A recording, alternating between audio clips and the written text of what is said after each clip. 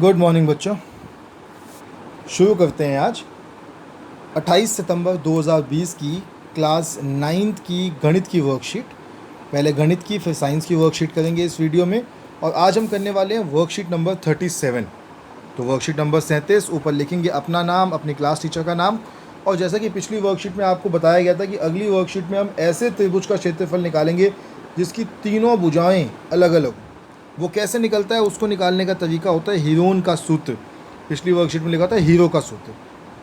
तो मैंने आपको बताया था कि हीरो का सूत्र कुछ नहीं होता, हीरोन का सूत्र होता है।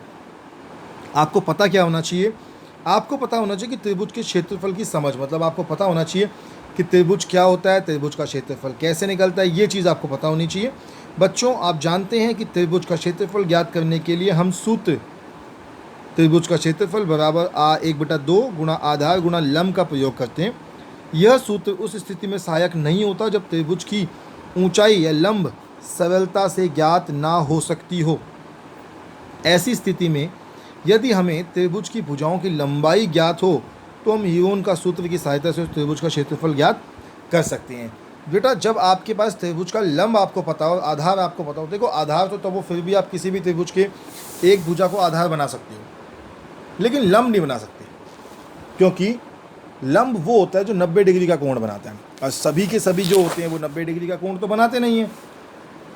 अब जैसे ये जो त्रिभुज यहाँ पे आपके सामने बना है, इसको देखो, इसमें तीनों भुजाओं में मुझे कहीं भी 90 डिग्री का कोण नहीं दिख रहा। अब या तो मैं इस ए से लेके और यहाँ नीचे तक एक लंब बनाऊँ, या फिर मैं लगाऊँ इसमें हीरोन का सूत्र। अब हीरोन का सूत्र क्या कहता है? हीरोन का सूत्र कहता है कि मान लीजिए हमारे पास एक त्रिभुज ABC है जिसका क्षेत्रफल हमें ज्ञात करना है, यानी कि इसका क्षेत्रफल हमें ज्ञात करना है। यहाँ A, B और C इस त्रिभुज की तीनों भुजाओं की लंबाई हैं, तो ABC इसकी लंबाई है। अब सबसे पहले हम त्रिभुज का अर्ध परिमाप, मतलब जो आधा परिमाप होता है, वो ज्ञात करते हैं। तो तीनों भुजाओं को हमने मान लिया ABC। आधा परिमाप कितना हो जाएगा? A जमा B जमा C बटे में 2। हीरोन के सूत्र के अनुसार त्रिभुज ABC का क्षेत्रफल होगा √S, S घटा A, S घटा B और S घटा C। ये सूत्र है जिसको आपको याद रखना है। सबसे पहले जो आप ये अर्ध परिमाप निकालेंगे ये होता है आपका S। इन्होंने एक उदाहरण दिया आपके सामने। इस सूत्र की सहायता से हम त्रिभुज PQR का क्षेत्रफल ज्ञात करते हैं। PQR आपके सामने दे रखा है। अब क्या दे रखा है आपको? P दे रखा है 13, PQ दे रखा है 13 सेंटीमीटर, PR दे रखा है 14 सेंटीमीटर और QR दे रखा है 15 सेंटीमीटर। तो इसमें से इसको A, इसको B, इसको C मान लिया, तीनों को जमा किया और 2 से भाग कर दिया, तो ये निकल गया आपका त्रिभुज का अर्ध परिमाप जिसकी संख्या है 21। तो फॉर्मूला लगा त्रिभुज का क्षेत्रफल बराबर √21, 21 घटा A यानी पहली भुजा 13, 21 घटा B यानी दूसरी भुजा 14 और 21 घटा C यानी तीसरी भुजा 15। तो टोटल कितना हो गया? टोटल हो गया 84 सेंटीमीटर। गुणा करने पे आए ना, सॉल्व करने पे। आगे देखते हैं। ऐसे ही उदाहरण 2 सॉल्व किया था हमने। अब उदाहरण 2 की खास बात ये थी कि उदाहरण 2 में हमें अनुपात दे रखे थे, तो उन अनुपात को हमने x मान लिया। तो तीनों भुजाएं क्या हो गई? 12x, 17x और 25x। समझ में? उसके बाद मतलब y मान लिया, x नहीं y माना, तो 12y, 17y और 25y हो गया। फिर हमने परिमाप का मान निकाल लिया। ऐसे करके हमने इस त्रिभुज का क्षेत्रफल भी ज्ञात कर लिया। और ऐसे ही ये तीसरा वाला प्रश्न था जिसमें उसने बोला कि समद्विबाहु त्रिभुज जिसकी परिमाप आपको दे रखा है और दोनों भुजाएं दे रखी हैं। तो बेटा दोनों भुजाओं को मैंने जमा किया और तीसरी भुजा को y मान लिया, तो तीसरी भुजा भी निकल गई हमारे पास 6। ठीक है, उसके बाद हमने S निकाला, फिर क्षेत्रफल निकाला। तो बहुत कोई बड़ी चीज़ नहीं है, बहुत कोई मुश्किल चीज़ इन्होंने नहीं बताई, बहुत आसान सी चीज़ है। अब लिखा है स्वयं प्रयास कीजिए, मतलब अपने आप सॉल्व करने वाले क्वेश्चन। तो अपने आप सॉल्व करने वाले क्वेश्चन पहले फटाफट हम कर लेते हैं। तो पहला प्रश्न है कि नीचे दिए गए त्रिभुज का क्षेत्रफल ज्ञात कीजिए। तो हमारे पास 3 भुजाएं दिख रही हैं, एक 11 सेंटीमीटर की, ये 8 सेंटीमीटर की और ये 13 सेंटीमीटर की। तो मैं इस पहली भुजा को मान लेता हूँ A, इस दूसरी भुजा को मानता हूँ B और इस तीसरी भुजा को मानता हूँ C। अब मुझे सबसे पहले क्या निकालना है? पहला क्वेश्चन सॉल्व कर रहे हैं तो 1 लिख देते। पहले निकालते हैं S, और S का फॉर्मूला क्या होता है? S का फॉर्मूला होता है A जमा B जमा C बटे में 2। तो S क्या हो जाएगा? S बराबर A कितना है? 11 जमा B कितना है बेटा? 8 जमा C कितना है? 13 बटे में 2। जो कि होता है लगभग 32/2। तो एस का मान सीधे सीधे आपके पास आ गया 16।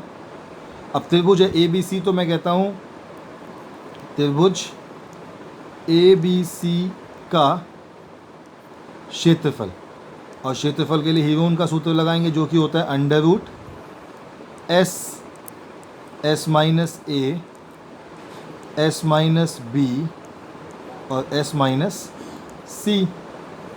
और फॉर्मूले में मान यहाँ पे मैंने लाइन खींच दी, फॉर्मूले में वैल्यू पुट करते हैं तो फॉर्मूला हो जाएगा अंडर रूट एस। एस कितना निकला था हमारा? एस निकला था 16, फिर 16 माइनस ए कितना माना था बेटा मैंने? 11, फिर 16 माइनस बी माना था मैंने 8, और फिर 16 माइनस सी माना था मैंने 13। तो ये हो गया मेरा अंडर रूट 16। 16 माइनस 11 कितना होता है बेटा? 5। 16 माइनस 8 कितना होता है? 8। और 16 माइनस 13 होता है बेटा 3। अब इस 8 के भी फैक्टर बना, इस 16 के भी फैक्टर बनाता हूँ। तो 16 के फैक्टर क्या बनेंगे? 16 हो जाएगा आपका 2 गुणा 2 गुणा 2 गुणा 2 गुणा 5 का फैक्टर तो कुछ नहीं होगा, 5 ही रहेगा। 8 के क्या हो जाएंगे? 8 के हो जाएंगे 2 दूनी 4 और दूनी 8, और गुणा 3 का 3 ही रहेगा। तो ये दो का एक जोड़ा बना, इन दोनों का एक जोड़ा बना, इनका एक जोड़ा बना। तो हमारे पास 3 2 बाहर आ गए, 2 गुणा 2 गुणा 2। और बेटा अंदर क्या बचा? अंदर हमारे पास, कलर चेंज कर लेता हूँ ताकि आपको समझ में आ जाए आराम से। तो अंदर बचा हमारे पास 1 5 1 2 और 1 3। तो आपका आंसर आ गया सीधे सीधे 2 दूनी 4 4 दूनी 8 अंडर रूट 5 दूनी 10 10 तियाँ 30 8 अंडर रूट 30 सेंटीमीटर स्क्वायर। ये है बेटा आपका आंसर।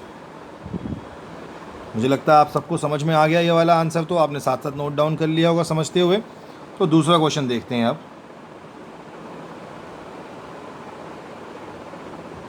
दूसरा क्वेश्चन है आपका बिल्कुल ऐसा ही है, इसमें भी हमें यही निकालना है। अब हमें लेकिन जो भुजाएं दे रखी हैं वो थोड़ी बड़ी बड़ी दे रखी हैं, तो मुझे लगता है कोई टेंशन उसमें होगी नहीं। वो भुजाओं में कह रहा है कि सी जो है वो 50 सेंटीमीटर है, बी जो है वो 80 सेंटीमीटर है, ए जो है वो 120 सेंटीमीटर है। उसने ए बी सी हमें इसमें दे ही दिया है। तो पहले एस निकालते हैं। एस बराबर ए कितना? एस का फॉर्मूला था ए जमा बी जमा सी बटे में 2। तो एस हो जाएगा आपका एस बराबर ए यानी कि 120 जमा बी यानी कि 80 जमा सी यानी कि 50 बटे में 2। तो एस हो गया आपका 120 जमा 80 होता है बेटा 200, और जमा 50 250 बटे में 2 यानी कि 125। तो अब एस आ गया आपका 125। तो फॉर्मूला लगाते हैं, और क्षेत्रफल का फॉर्मूला क्या होता है? क्षेत्रफल का फॉर्मूला होता है under root S S minus A S minus B और एस माइनस सी बराबर अंडर रूट एस। एस कितना निकला है बेटा? 125। पहले आएगा 125 घटा ए कितना है? 120। फिर आएगा 125 घटा बी कितना है? 80। और फिर आएगा 125 घटा सी कितना है? 50। तो ये तीनों को हम घटा कर देंगे। संख्याएं थोड़ी बड़ी बड़ी हैं, कंफ्यूज मत होना। अंडर रूट 125 गुणा 125 में से 120 जाएगा तो 5, 125 में से 80 जाएगा तो 45, और 125 में से 50 जाएगा तो 75। अब इसके फैक्टर बना लेते हैं सीधे सीधे। गुणनखंड तो बनाने पड़ेंगे। 125 के लिख सकता हूँ 25 गुणा 5, 25 पंजे 125 होता है, और ये 5 है ही, गुणा 5 गुणा 45 लिख सकता हूँ 45 को, 9 पंजे 45 गुणा से 9 को भी 9 के भी फैक्टर बना लेता हूँ और आसान रहेगा। ये हो जाएगा 3 तियाँ 9, 45 के बना रहा हूँ और 9 पंजे 45 गुणा 75 के बनाता हूँ 25 गुणा 3। आप में से कई लोग कहेंगे कि सर 25 के भी तो फैक्टर बन सकते हैं, बट बेटा 25 का जोड़ा बन गया ना, आपको जोड़ा बनाना होता है, जोड़े वाली संख्या को नीचे उतारना होता है। तो 25 और 25, तो 25 आ गया आपके पास, एक बाहर, अंडर रूट से बाहर सिर्फ जोड़े की संख्या निकलती है। 5 और 5 का 5, 3 और 3 का 3, और फिर आपके पास एक 5 और एक 3 बच जाएगा। तो ये अंडर रूट के अंदर ही रहेगा, 5 तियाँ 15। तो आपका उत्तर कितना आ गया, 25 पंजे 125 और 125 तियाँ 375 अंडर रूट 15 सेंटीमीटर स्क्वायर। ये आ गया आपका उत्तर, देख लीजिए एक बार।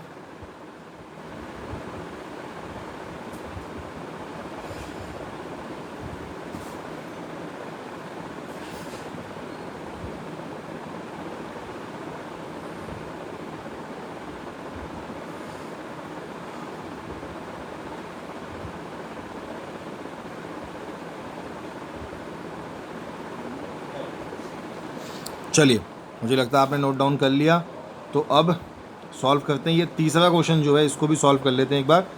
एक त्रिभुज का क्षेत्रफल ज्ञात कीजिए जिसकी दो भुजाएं 8 और 11 हैं और जिसका परिमाप 32 है। अब देखिए, अगर ऐसा त्रिभुज है आपके सामने, इसमें एक भुजा 8 है, एक भुजा 11 है, इसको x मान लेता हूँ, तो मैं कहता हूँ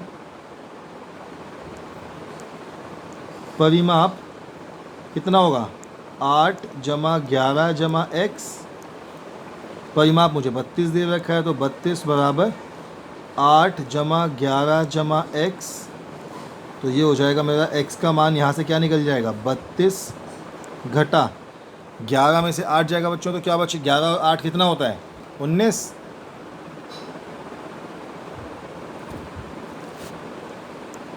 तो x का मान क्या आ गया, x का मान सीधे सीधे आ गया 13। अब s भी निकाल लेता हूँ, s बराबर परिमाप दे रखा है क्वेश्चन में 32/2 यानी कि 16।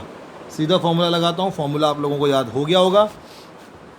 फॉर्मूला लगेगा अंडर रूट s यानी कि 16, फिर 16 माइनस पहली भुजा, तो इसको मान लेता हूँ बेटा a, इसको मानता हूँ b और इसको मानता हूँ c। तो पहली भुजा होगी 8, दूसरी 16 घटा 11 और तीसरी 16 घटा 13। तो ये आ गया आपके पास बराबर अंडर रूट 16 गुणा 8 कितना होता है, 8 गुणा 16 घटा 11 के 16 घटा 11 क्या होता है, 5, और गुणा 16 घटा 13 कितना होता है, 3। 16 के फैक्टर बनाता हूँ, 8 दूनी 16 इंटू 8 इंटू 5 इंटू 3। तो सीधे सीधे आंसर क्या आ गया आपके पास, आंसर आ गया आपके पास 8 अंडर रूट, क्योंकि इन दोनों 8 का तो जोड़ा बन गया, 2 गुणा 5 गुणा 3, तो जिससे आपका आंसर फाइनल आंसर आएगा 8 अंडर रूट 30 सेंटीमीटर स्क्वायर। मुझे लगता है बहुत आसान क्वेश्चन था, आपको सबको समझ में आ गया होगा कि हमने इस क्वेश्चन में क्या किया है।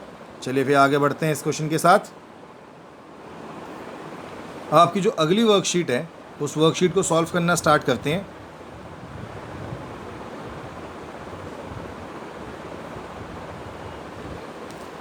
तो अगली जो वर्कशीट है वो आज की वर्कशीट है पुनरावृत्ति, अध्याय की पुनरावृत्ति और वृत्ताकार गति। पुनरावृत्ति का मतलब होता है जो हमने पढ़ लिया उसी को रिवाइज करेंगे। तो जब किसी वस्तु की स्थिति में समय के साथ परिवर्तन आता है तब हम कहते हैं कि वस्तु गति कर रही है। गति की अवस्था में वस्तु की गति को समझने में चाल, वेग, त्वरण आदि भौतिक राशियों की सहायता ली जाती है। दूरी की बात करते हैं तो वस्तु द्वारा तय किए गए पथ की वास्तविक लंबाई जो होती है वो दूरी होती है, ध्यान रखिएगा। ऐसा ही क्वेश्चन अभी आएगा सॉल्व करने के लिए।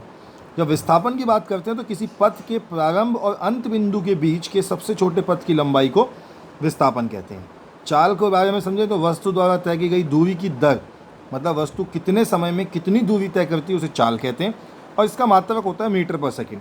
वेग की बात करें तो एक निश्चित दिशा में वस्तु की चाल उसका वेग कहलाती है। मतलब अगर एक निश्चित दिशा की बात करूँ कि भाई पूर्व की तरफ जा रही तो पूर्व की तरफ ही जा रही है।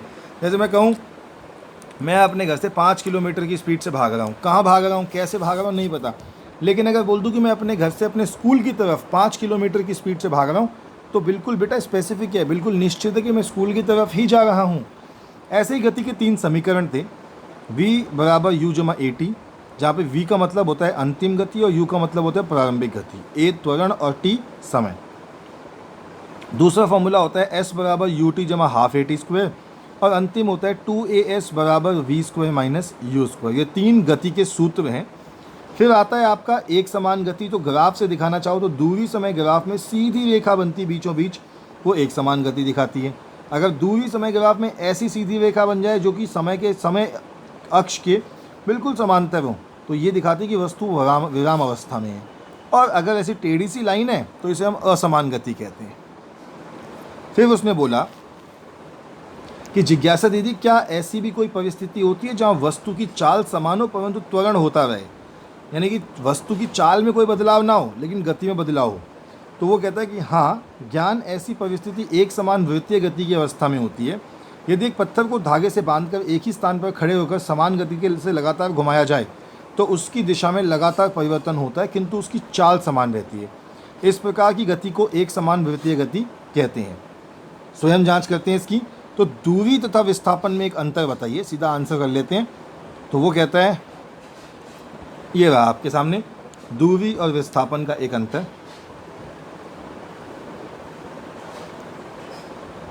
ये पूरी जो डेफिनेशन है ये लिख लेना, ये आपका आंसर नंबर 1 बन जाएगा।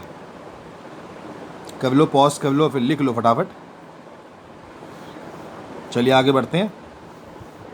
तो ये छोटा सा मेरे को लगता है छूट गया है।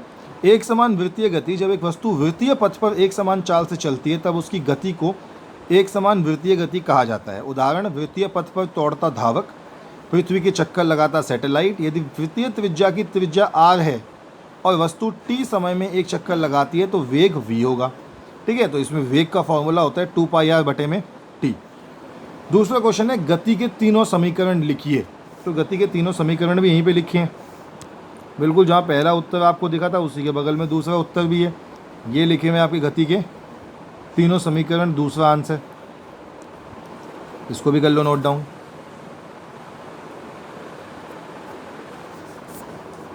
चलिए आपने कर लिया होगा नोट डाउन। आगे बढ़ते हैं तीसरे प्रश्न पे। तो तीसरा प्रश्न है कि एक समान वृत्तीय गति के 3 उदाहरण लिखिए। तो 3 उदाहरण लिख लेते हैं बेटा। वृत्तीय पथ पर दौड़ता धावक, पृथ्वी के चक्कर लगाता सैटेलाइट और पंखा। पंखा भी तो वृत्तीय गति का उदाहरण हो गया। ये 3 उदाहरण हो गए, आपका तीसरा उत्तर हो गया ये। जल्दी नोट डाउन कीजिए, चौथा कर रहे हैं फिर एथलीट वाला। चलिए आगे बढ़ते हैं। तो चौथा क्वेश्चन है कि एक एथलीट 100 मीटर त्रिज्या वाले एक ट्रैक का एक चक्कर 1 मिनट में लगाता है, उसकी चाल ज्ञात कीजिए। तो हम कहते हैं भाई चाल भी कौन सी, वृत्तीय चाल। इसका फॉर्मूला हमने सीखा था, बराबर अभी किया है 2 पाई r बटे में t। तो 2 इंटू पाई का मान होता है बेटा 22/7 इंटू r। अब त्रिज्या जो है 100 दी हुई है, 100 बटे में समय दे रखा है 1 मिनट। 1 मिनट यानी 60 सेकंड। इस 60 के बटे में भी 1 लिख देता हूँ। अब देखो 4 रकम हो गई, तो पहली 2 रकम तो सीधी, यानी 2 इंटू 22 इंटू 100 बटे में 7 गुणा जो नीचे लिखा था 60/1, वो हो जाएगा 1/60। तो ये 0 से आपका 0 कट गया, 2 से काट देंगे 3, तो उत्तर कितना आ गया? उत्तर आ गया आपका 22 इंटू 10 220 बटे में 7 3 21। और जब आप 220 को 21 से गुणा करोगे तो आपका उत्तर आएगा 10.47 मीटर पर सेकेंड। तो बच्चों आप ही के सामने मैंने आपका चौथा क्वेश्चन भी सॉल्व कर लिया। अब आपसे मुलाकात होगी कल की वर्कशीट्स के साथ। तब तक के लिए stay healthy and stay safe.